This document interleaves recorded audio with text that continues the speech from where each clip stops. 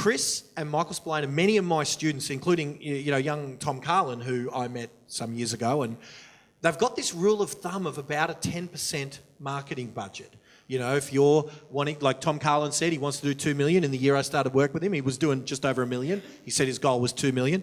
And so he just said, righto, 200,000 is my budget. So this 10% ROI rule of thumb is kind of consistent. But in order to do the numbers you're doing, that sounds like it's a pretty hefty budget. Is that 10% kind of still a good rule of thumb for the guys? It gets better because your return on investment differs. As you're actually writing bigger numbers, your cost is definitely going to be lower. However, it depends on how clever you are with your negotiations with all these suppliers. And it comes down to, if you think you're spending 60 or 80,000 on something, you can negotiate it really well. So it just depends on where you're getting your materials or your suppliers, where are they supplying you from.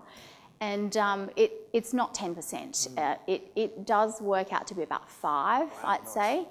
But it just comes down as you write bigger numbers. So you get economies of scale as the numbers go up. Nice. For sure. It's nice food for thought for us. Well, not for me. I put everything in. I don't know if you've seen. When you hire some of the crazy people I've hired, all the profit goes back into doing my next thing. So it's all good. But for you guys, it's great that 10% is, actually, you know what? Other businesses... Like you've owned a pharmacy, right? And some of you guys have owned other businesses.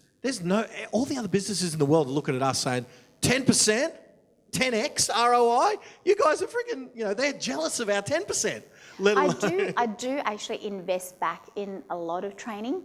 So instead of spending, let's say, the whole 10% on pure marketing, I do have several coaches. I do reinvest back in the business. I make sure that my staff do get trained as well. So we are actually from there getting value for money. So I am reinvesting it slightly differently. Understood. Yeah, understood.